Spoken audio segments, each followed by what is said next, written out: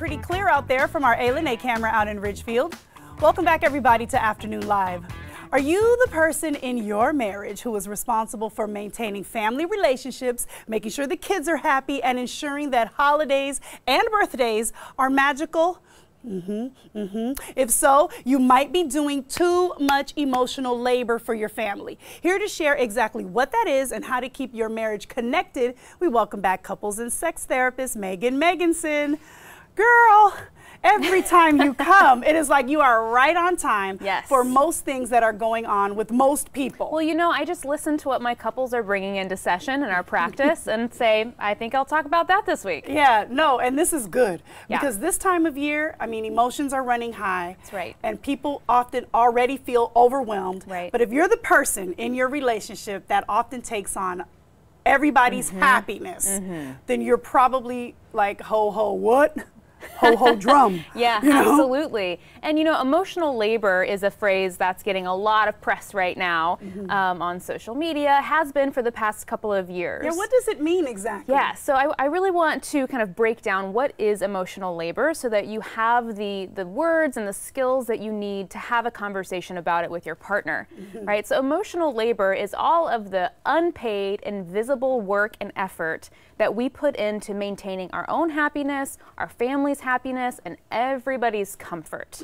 Okay. So I think that there are sort of two components that make up emotional labor. The first component, of course, is emotional burden.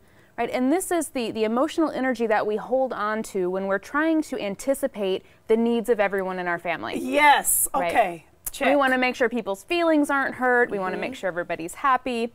Comfortable. Comfortable, right? So there's a real emotional weight that comes along with that that often leaves us feeling stressed out, overwhelmed, and anxious. Absolutely. There's also a mental component to emotional labor, right? We can think of this as a mental load. This is the energy that it takes to just maintain the to-do list of your family. Yeah, that's a lot. Right? Just listening to you, I'm doing that right now. Doing it right I'm thinking, yeah, okay, did I do this? Did I do that? Oh, I forgot about. It's a lot. It is a lot. And you know, if you do all of these things and you don't feel stressed, you don't feel anxious, no problem. This is only a problem if it's a problem for you. Okay. Right? So if holding on to all of the emotional energy, the cognitive energy of making sure your family's functioning smoothly is stressing you out, then you're doing too much emotional labor. Well, what are you supposed to do about that? Because, you know, there are roles in relationships, right? And if you have set this up as your role, or if it's been put upon you as your role and you accepted it, what do you do now? I think the thing is that we don't actually negotiate these roles, right? We negotiate who takes the trash out, who goes to work, who's the breadwinner, who drives the kids to school. You know, we're getting better on the whole at negotiating labor, household labor, but we're still not having conversations about the emotional toll.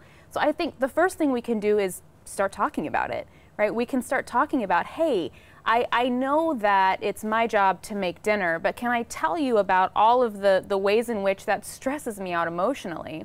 One example I hear a lot in my practice are couples who come in, they think they're doing a great job managing division of labor. Just the other day I had a client say, you know, my husband offered to make dinner 3 nights a week, and I felt so great about that. I thought it was going to make a huge difference.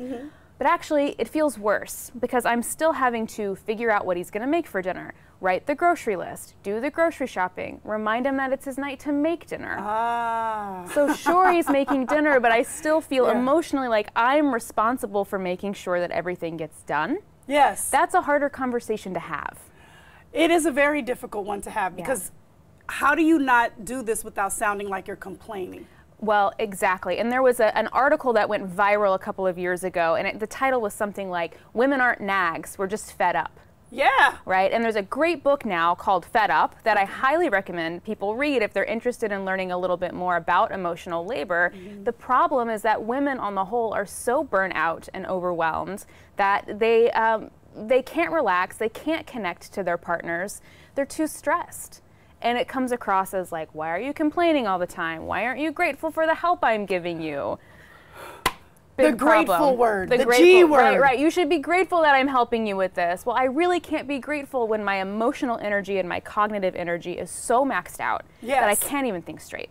I love this is so good. We're just scratching the surface. We really are. Because we still don't really. You're going to have to come back and talk to us about how we really have an active healthy conversation about this, because I know that people are like, yeah, but still, I don't know how to bring it up. And can you come back and talk to us about that? Because this is good. Great. Okay, thank you so much. You're welcome. Always so continued. good. Yeah, as always.